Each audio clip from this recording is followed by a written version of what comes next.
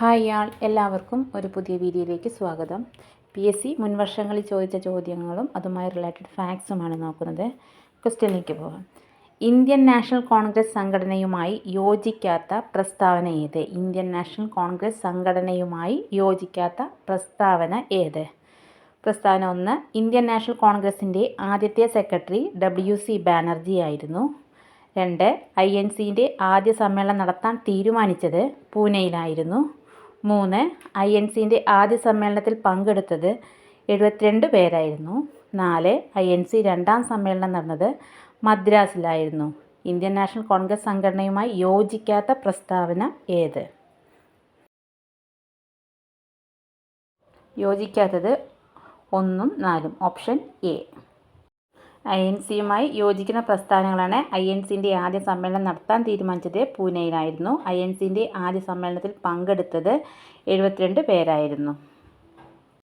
Related facts നോക്കാം. ഇന്ത്യൻ നാഷണൽ കോൺഗ്രസ് രൂപീകൃതമായത് 1885 December 28. Indian National Congress രൂപീകൃതമായത് 1885 ഡിസംബർ 28. ഇന്ത്യൻ നാഷണൽ കോൺഗ്രസിൻ്റെ സ്ഥാപകൻ A.O. ഹ്യൂം. ഇന്ത്യൻ നാഷണൽ കോൺഗ്രസിൻ്റെ സ്ഥാപകൻ A.O. ഹ്യൂം. ആദ്യ കോൺഗ്രസ് സമ്മേളനത്തെ അഭിസംബോധന ചെയ്ത വ്യക്തിയാണ് A.O. ഹ്യൂം. ആദ്യ കോൺഗ്രസ് സമ്മേളനത്തെ അഭിസംബോധന ചെയ്ത വ്യക്തി A.O. ഹ്യൂം. ഇന്ത്യൻ നാഷണൽ കോൺഗ്രസിൻ്റെ ആദ്യ secretary A.O. Hume. Indian National കോൺഗ്രസിൻ്റെ ആദ്യ secretary A.O. Hume. Indian National കോൺഗ്രസിൻ്റെ ആദ്യ president WC Banerjee. Indian National കോൺഗ്രസിൻ്റെ ആദ്യ പ്രസിഡന്റ് WC ബാനർജി. ഇന്ത്യയിലെ ഭരണ സംവിധാനം കുറെ കൂടി പരിഷ്കൃതമാക്കണമെന്നും നമ്മെയും ഭരണത്തിൽ പങ്കാളികളാക്കണമെന്നും നാം ആഗ്രഹിക്കുന്നു എന്ന് അഭിപ്രായപ്പെട്ടത് WC ബാനർജി. ഇന്ത്യയിലെ ഭരണ സംവിധാനം കുറെ കൂടി പരിഷ്കൃതമാക്കണമെന്നും നമ്മെയും ഭരണത്തിൽ പങ്കാളികളാക്കണമെന്നും നാം ആഗ്രഹിക്കുന്നു എന്ന് അഭിപ്രായപ്പെട്ടത് WC ബാനർജി. ഇന്ത്യൻ നാഷണൽ കോൺഗ്രസിൻ്റെ ആദ്യ സമ്മേളനം നടത്താൻ തീരുമാനിച്ച സ്ഥലം പൂനെ. ഇന്ത്യൻ നാഷണൽ കോൺഗ്രസിൻ്റെ ആദ്യ സമ്മേളനം നടത്താൻ തീരുമാനിച്ച സ്ഥലം പൂനെ. ഇന്ത്യൻ നാഷണൽ കോൺഗ്രസിൻ്റെ ആദ്യ സമ്മേളനം നടന്നത് ബോംബെയിലെ ഗോകുൽദാസ് തേജ്പാൽ കോളേജിൽ. ഇന്ത്യൻ നാഷണൽ കോൺഗ്രസിൻ്റെ ആദ്യ സമ്മേളനം നടന്നത് ബോംബെയിലെ ഗോകുൽദാസ് തേജ്പാൽ കോളേജ്. ഇന്ത്യൻ നാഷണൽ കോൺഗ്രസിൻ്റെ ആദ്യ സമ്മേളനത്തിൽ പങ്കെടുത്ത പ്രതിനിധികളുടെ എണ്ണം 72. ഇന്ത്യൻ നാഷണൽ കോൺഗ്രസിൻ്റെ ആദ്യ സമ്മേളനത്തിൽ പങ്കെടുത്ത പ്രതിനിധികളുടെ എണ്ണം 72. കോൺഗ്രസിൻ്റെ ആദ്യ സമ്മേളനത്തിൽ അവതരിപ്പിക്കപ്പെട്ട പ്രമേയങ്ങളുടെ എണ്ണം 9. കോൺഗ്രസിൻ്റെ ആദ്യ സമ്മേളനത്തിൽ അവതരിപ്പിക്കപ്പെട്ട പ്രമേയങ്ങളുടെ എണ്ണം 9. കോൺഗ്രസ് സമ്മേളനം നടന്ന ആദ്യ ദക്ഷിണേന്ത്യൻ നഗരം മദ്രാസാണ്. 1887. കോൺഗ്രസ് സമ്മേളനം നടന്ന ആദ്യ ദക്ഷിണേന്ത്യൻ നഗരം 1887 മദ്രാസ്. അടുത്ത ക്വസ്റ്റ്യൻ. ശരിയായ ജോഡി കണ്ടെത്തുക. 1. മൂഷകവംശകാവ്യം അതുലൻ. 2. തുഫത്തുൽ മുജാഹിദീൻ മക്തിത്തങ്ങൾ. 3. കേരള പഴമ ഹെർമൻ ഗുട്ടർട്ട്. കേരള സിംഹം CV രാമൻപിള്ള. ശരിയായ ജോഡി കണ്ടെത്തുക. ആൻസർ 1ഉം 3ഉം. മൂഷകവംശകാവ്യം അതുലൻ, അതുപോലെ കേരള പഴമ ഹെർമൻ ഗുട്ടർട്ട്. ശരിയായ ജോഡികളാണ് മൂഷകവംശകാവ്യം അതുലൻ, കേരള പഴമ ഹെർമൻ ഗുട്ടർട്ട്. റിലേറ്റഡ് ഫാക്ട്സ് നോക്കാം. കണ്ണൂർ ജില്ലയിലെ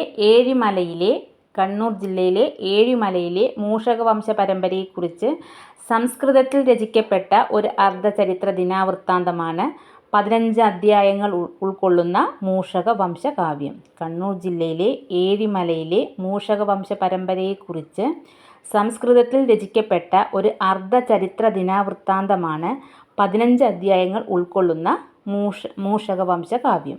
മൂഷകവംശ സ്ഥാപക ഭരണാധികാരി രാമഗഢ മൂഷകൻ മുതൽ അവസാന ഭരണാധികാരിയായ ശ്രീകണ്ഠൻ വരെയുള്ള മൂഷകരുടെ വംശചരിത്രമാണ് ഇതിൽ പ്രതിപാദിക്കുന്നത്.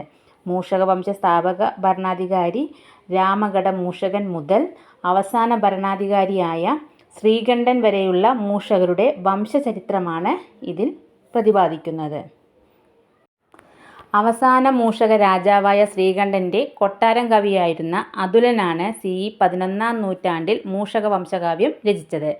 അവസാന മൂഷക രാജാവായ ശ്രീകണ്ഠൻ്റെ കൊട്ടാരം കവിയായിരുന്ന അതുലനാണ് പതിനൊന്നാം നൂറ്റാണ്ടിൽ മൂഷക വംശകാവ്യം രചിച്ചത്. ചരിത്രപരമായി പ്രാധാന്യം അർഹിക്കുന്ന ഇന്ത്യയിലെ ആദ്യത്തെ രാജവംശ വലിചരിതമാണ് മൂഷക വംശകാവ്യം. ചരിത്രപരമായി പ്രാധാന്യം അർഹിക്കുന്ന ഇന്ത്യയിലെ ആദ്യത്തെ രാജവംശ വലിചരിതമാണ് മൂഷക വംശകാവ്യം. മധ്യകാല കേരളത്തിൻ്റെ രാഷ്ട്രീയ, സാമൂഹ്യ, സാമ്പത്തിക ചരിത്രം പ്രതിപാദിക്കുന്ന കൃതിയാണ് തുഹ്ഫത്തുൽ മുജാഹിദീൻ. മധ്യകാല കേരളത്തിൻ്റെ രാഷ്ട്രീയ, സാമൂഹ്യ, സാമ്പത്തിക ചരിത്രം പ്രതിപാദിക്കുന്ന കൃതി തുഹ്ഫത്തുൽ മുജാഹിദീൻ. തുഹ്ഫത്തുൽ മുജാഹിദീൻ എന്ന കൃതി രചിച്ചത് ഷൈഖ് സൈനുദ്ദീൻ. തുഹ്ഫത്തുൽ മുജാഹിദീൻ എന്ന കൃതി രചിച്ചത് ഷൈഖ് സൈനുദ്ദീൻ. തുഹ്ഫത്തുൽ മുജാഹിദീൻ രചിക്കപ്പെട്ട ഭാഷ അറബി. കേരളത്തിൽ രചിക്കപ്പെട്ട ആദ്യ ചരിത്രകൃതിയായി കണക്കാക്കുന്നത് തുഹ്ഫത്തുൽ മുജാഹിദീൻ.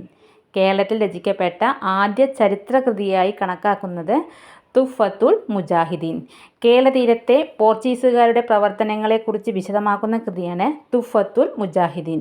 കേരള തീരത്തെ പോർച്ചുഗീസുകാരുടെ പ്രവർത്തനങ്ങളെക്കുറിച്ച് വിശദമാക്കുന്ന കൃതി തുഹ്ഫത്തുൽ മുജാഹിദീൻ. പോർച്ചുഗീസുകാർക്കെതിരെ യുദ്ധം ചെയ്യാൻ മുസ്ലിങ്ങളോട് ആഹ്വാനം ചെയ്യുന്ന കൃതി തുഹ്ഫത്തുൽ മുജാഹിദീൻ. പോർച്ചുഗീസുകാർക്കെതിരെ യുദ്ധം ചെയ്യാൻ മുസ്ലിങ്ങളോട് ആഹ്വാനം ചെയ്യുന്ന കൃതി തുഹ്ഫത്തുൽ മുജാഹിദീൻ.